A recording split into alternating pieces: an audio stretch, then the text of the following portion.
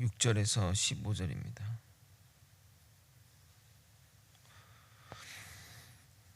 저 번갈아 교독하고 마지막 절 함께 읽겠습니다. 그러므로 우리가 디도를 권하여 그가 이미 너희 가운데서 시작하였은즉 이 은혜를 그대로 성취하게 하라 하였노라. 오직 너희는 믿음과 말과 지식과 모든 간절함과 우리를 사랑하는 이 모든 일에 풍성한 것 같이 이 은혜에도 풍성하게 할지니라. 내가 명령으로 하는 말이 아니요 오직 다른 이들의 간절함을 가지고 너희의 사랑의 진실함을 증명하고자 함이로다. 우리 주 예수 그리스도의 은혜가 너희가 알거니와 부요하신 이로써 너희를 위하여 가난하게 되심은 그의 가난함으로 말미암아 너희를 부요하게 하려 하심이라. 이 일에 관하여 나의 뜻을 알리노니 이 일은 너희에게 유익함이라. 너희가 1년 전에 행하기를 먼저 시작할 뿐 아니라 원하기도 하였은즉 이제는 하던 일을 성취할지니 마음에 원하던 것과 같이 완성하되 있는 대로 하라. 할 마음만 있으면 있는 대로 받으실 터이요 없는 것은 받지 아니하시리라. 이는 다른 사람들은 평안하게 하고 너희는 공고하게 하려는 것이 아니요 균등하게 하려 함이니. 이제 너희의 넉넉한 것으로 그들의 부족한 것을 보충함은 후에 그들의 넉넉한 것으로 너희의 부족함을 보충하여 균등하게 하려 함이라. 기록된 것 같이 많이 거둔 자도 남지 아니하였고 적게 거둔 자도 모자라지 아니하였느니라. 아멘. 계속되는 연보에 관련된 본문입니다. 지난 설교는 고린도 교회가 왜 연보를 하게 되었으며 그 연보가 왜 지연되고 있는지에 대한 대략적인 배경에 관해 설명했다면, 오늘 본문은 사도 바울이 고린도 교회 성도들에게 연보를 마무리하라는 권면과 함께 연보의 의의와 목적에 관해 이야기하고 있습니다. 오늘 본문은 우리 헌금 정신의 목적, 정신과 목적에 적용해도 될 것입니다. 오늘도 깨달음과 은혜가 있기를 예수님의 이름으로 소망합니다. 사도 바울은 마게도냐 교회의 모범을 이야기하므로 고린도 교회 성도들을 자극하였고 이제는 너희가 그 은혜로운 일을 성취하라고 권면하게 됩니다. 6절입니다. 그러므로 우리가 디도를 권하여 그가 이미 너희 가운데서 시작하였은즉 이 은혜를 그대로 성취하게 하라 하였노라. 특히 너희가 믿음과 말 잘하는 것과 지식과 열정과 사랑 등 모든 면에서 뛰어난데 구제 연보에서도 뛰어나기를 바란다고 말합니다. 사도 바울은 연보라는 단어 대신 계속해서 은혜라고 말하고 있습니다. 이것은 바울의 물질관이자 바른 물질관이라 하겠습니다. 헌금하는 일을 은혜로운 일이라고 말하는 것은 물질이 주님이 주신 은혜임을 나타내는 것입니다. 즉 주님께 거저받은 것을 돌려드리는 것이 헌금의 의미입니다. 그러므로 주님의 은혜가 아닌 내 능력과 내 의지로 하게 되면 큰일이 나고 또 탈이 나게 마련입니다. 반드시 은혜 가운데 해야 됩니다. 교회 봉사와 헌신도 마찬가지입니다. 은혜롭게 할 때 은혜가 넘치게 되는 겁니다. 저는 우리 교회 모든 일이 은혜 가운데 이루어지기를 소망합니다. 이 은혜 가운데 행해진다는 것은 뭐냐면 내가 한 일에 대해 사람들의 인정과 칭찬과 이런 것을 바라지 않는다는 것입니다. 항상 모든 문제가 거기서 발생하게 됩니다. 내가 헌금을 하고 교회에서 모든 일을 할 때 이것을 다른 사람이 인정해주고 바라는 마음이 있기 때문에 항상 거기서 불평, 불만이 나오고 교회에 분란이 나오게 되는 겁니다. 정말 은혜로 행하는 자들은 이 땅의 인정과 칭찬을 바라지 않습니다. 주님 만나는 그날 그곳에서 받을 칭찬과 상금을 바라며 사는 자들입니다. 사도 바울도 자신의 앞에 있는 면류관을 받기 위해 나아간다고 고백하였는데 그것이 그에게 가장 값진 것이기 때문입니다. 저는 우리 모두가 이 땅의 것에 집착하지 않았으면 좋겠습니다. 모든 불행이 거기서 시작되는 겁니다. 우리의 일용할 양식만 해결되면 됩니다. 무엇이 더 필요하겠습니까? 우리의 믿음이 이 지점까지 올라가길 예수님의 이름으로 소망합니다. 사도 바울이 고린도 교회 연보가 지지부진한 것을 마게도냐 교회와 비교하는 것은 자칫 반대의 역풍을 불게 할 수도 있습니다. 그러나 역풍이 분다는 것은 벌써 마음밭이 부정적인 것으로 휘감았다는 말입니다. 긍정의 마음이라면 오히려 도전받고 자극받아 아이고 우리도 얼른 끝내야지 하는 마음으로 나아가기 때문입니다. 부정과 긍정은 말하는 사람의 말에서 나오는 것이라 생각하겠지만 아닙니다. 듣는 이에게서 나오는 겁니다. 일본이 우리보다 더 앞서고 있습니다 라는 이야기를 들으면 그래 우리도 열심히 해서 일본을 앞서 나가야지 하는 긍정이 있고 뭐야 누가 뭐 지고 싶어서 지는 거야? 몰라 관심 없어 하는 이런 부정이 있다는 겁니다. 여러분의 말을 한번 잘 기록하시거나 사람들의 말에 본인이 어떻게 반응하는지 한번 생각해 보십시오. 내가 사람들의 말에 긍정으로 반응하는지 부정으로 반응하는지 말입니다. 마음밭이 좋은 사람은 어떤 이야기를 들어도 긍정으로 반응합니다. 그러나 마음밭이 좋지 않으면 어떤 이야기를 들어도 부정으로 반응합니다. 긍정과 부정이 무슨 상관이냐 생각할지 모르지만 긍정의 말과 부정의 말에는 힘이 있습니다. 부정적인 말을 하면 할수록 결코 좋지 않습니다. 특히 본인한테 결코 좋지 않습니다. 이 부분은 나중에 자세히 또 언급하도록 하겠습니다.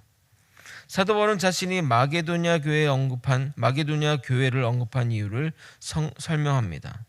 그들의 열심을 통해 여러분의 사랑도 진실함을 알아보려 했다고 말합니다. 만약 그로 인해 여러분이 자극받아 열심을 낸다면 여러분의 사랑이 진실한 것이고 이야기를 듣고 시큰둥하거나 부정적으로 반응한다면 할 의지도 마음도 없다는 것을 증명하는 것이기 때문입니다. 그래서 사도 바울은 명령하지 않고 자발적인 순종을 바란 것이라고 말하는 겁니다. 자발적인 것이 은혜이기 때문입니다. 8절을 읽겠습니다.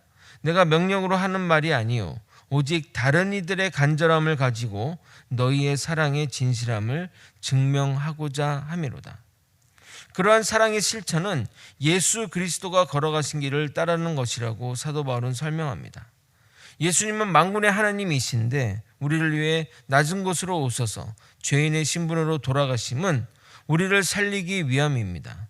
이 복음의 사실은 가난과 부유함으로 바꿔 설명할 수 있습니다.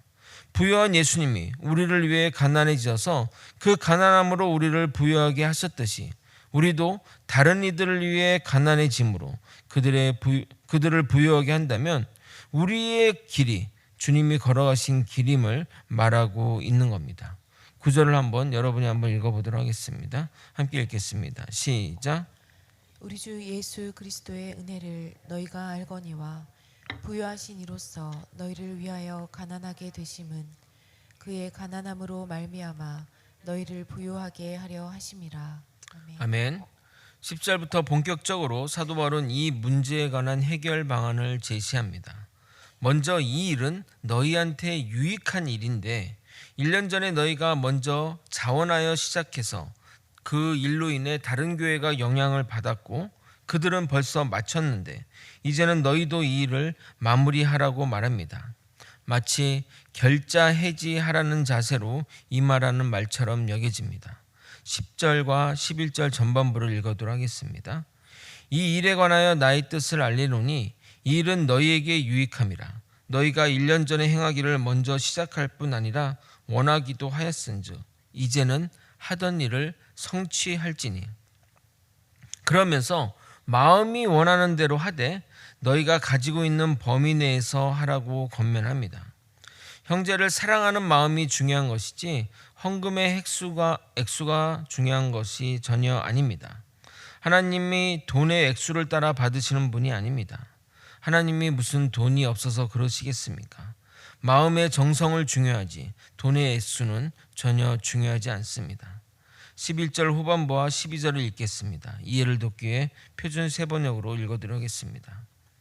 여러분이 자원해서 시작할 때에 보여준 그 열성에 어울리게 여러분이 가지고 있는 것으로 그 일을 마무리 지어야 합니다. 기쁜 마음으로 각자의 형편에 맞게 바치면 하나님께서는 그것을 기쁘게 받으실 것입니다. 하나님께서는 없는 것까지 바치는 것을 바라지 않으십니다.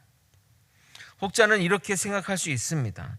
천지를 지으신 하나님이 직접 어려움을 겪는 자들을 도우시면 되지 왜 인간을 통해 일하실까?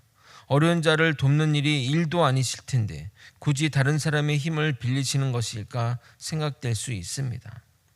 하나님이 이 땅이 서로가 사랑하는 공동체가 되기를 원했습니다. 그런데 이 사랑이라는 것은 격차가 있어야만 가능합니다.